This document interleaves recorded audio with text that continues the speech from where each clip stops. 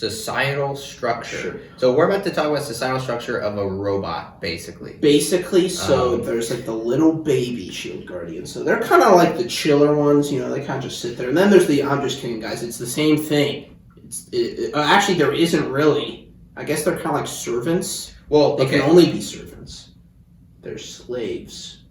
Yeah, I mean, there is stuff to talk about here. We wouldn't be wasting your time if there wasn't something to talk about here. So, yes, they're mindless. So they themselves do not have their own societal structure. If you were to create one, being like homebrewing, there's interesting stuff you could do with that. But in general, you have to change what they are. They are not sentient. They don't have societies.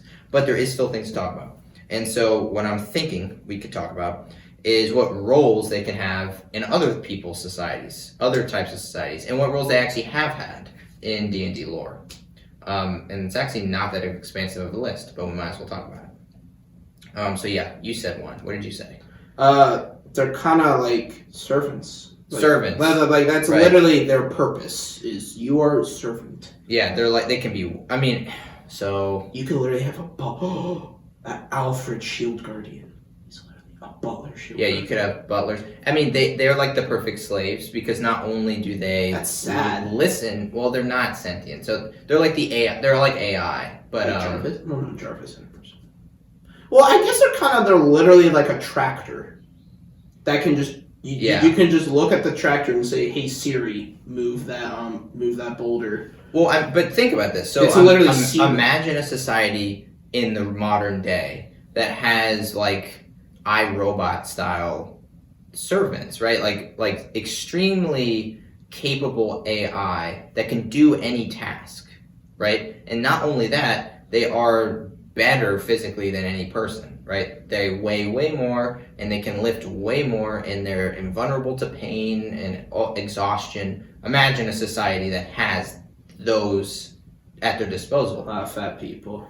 Like you might have a Wall-E situation. Wall-E situation, 100%. I didn't think about that. Wait, I'm pretty sure, didn't they say they were big boned or something? No, they're actually very little boned if you watch the movie. Their bones like basically went away because they didn't ever walk. So they didn't have any need for structural support. So literally they had no skeleton. They were just meat. Okay, so yeah, if you have a society that has these for a long, long time, and a lot of them, then maybe you will just have a society that does nothing. They're just a slug race, right? So basically, guys, make a D&D campaign where it's Wall-E fantasy. That actually would be an awesome society. Literally, everyone's a Warforged, but it's Wall-E fantasy. Right. Oh, that's true. Okay, but let's think about this for real. In a cooler way. This society would be extremely powerful, right? They could do crazy stuff. You have like Egyptian style workers that can just build pyramids forever without any problem. Like your military, you literally have super soldiers. Super soldiers. Like, literally. Honestly, I'm pretty sure one shield guardian could kill like a city worth of guards easily. Yeah, probably. Their regeneration, they'll just true. heal. Like they're not gonna. That's true. You definitely could. So that they can be very powerful. But so they can work in any way, any capacity. They especially can lift because they're very strong, and they can even be mounts.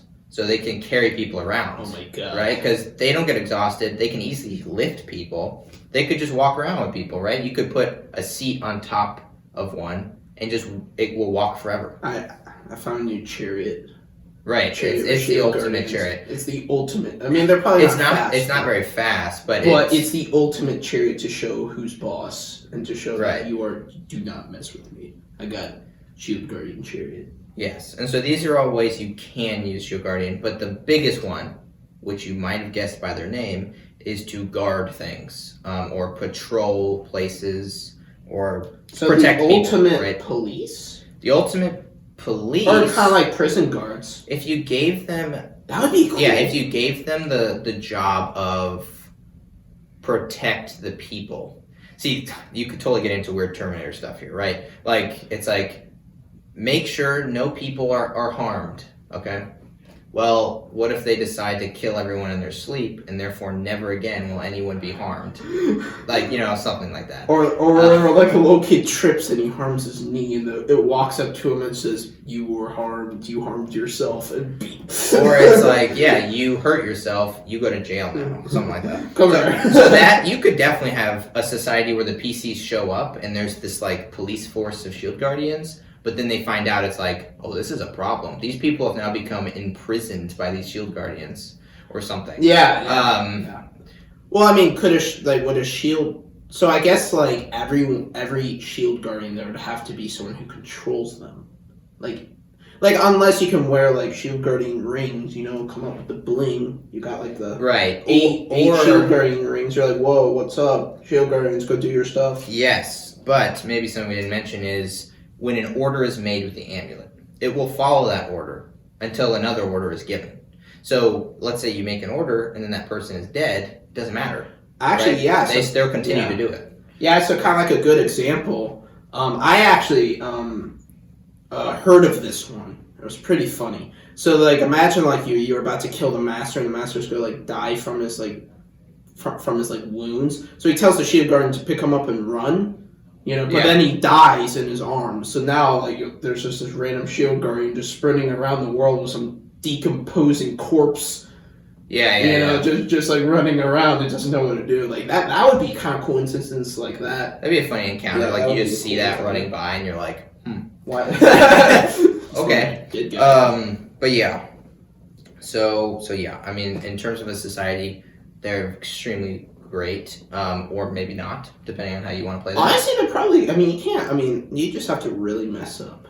You have to mess up your orders, but this is all against speculation, because they are not easy to make. They're very rare. And expensive. They're not that expensive. They can be expensive, but they're not that expensive. Like the monster manual says 1,000 gold pieces. That's not crazy. Well, actually, it's 1,000 gold pieces for the physical shield guardian themselves. Fun fact, the amulet is 20,000. So there are sources that say that, but the shield guardian, there's a lot of different versions. It can be up to 20,000, but that is not the typical. That's not typical. Well, that's the amulet. They said building the actual shield guardian and giving its magic, that's 1,000. But it's something to do with the amulet that I forget what it was. It wasn't like a soul or something. That would be pretty messed up. But it's like it has like this certain material or this certain type of magic, which is super rare. So wizards would go I guess you could put it this way. You could have a wizard that sells shield guardians, that makes them, and he sells them to kings or crime lords or. Yeah. Okay. Well. Cool So you're getting your amulet numbers. There's just many sources, so I think you're getting it from one. And I do think I remember that source, but there are definitely others, and I don't think that's an official source. So at least in 5e. Yeah, so 1 to 20,000 if you want to. Yeah, that's actually not. We'll get more into this. That's insane. 1,000 gold. That's nothing. No, it's not a lot. It's for the materials. So you were right. So building one, I guess, and it takes an expert blacksmith to build one and all that stuff because they're super complex. They're super strong. You have to use magic somehow to animate it. But okay, social structure.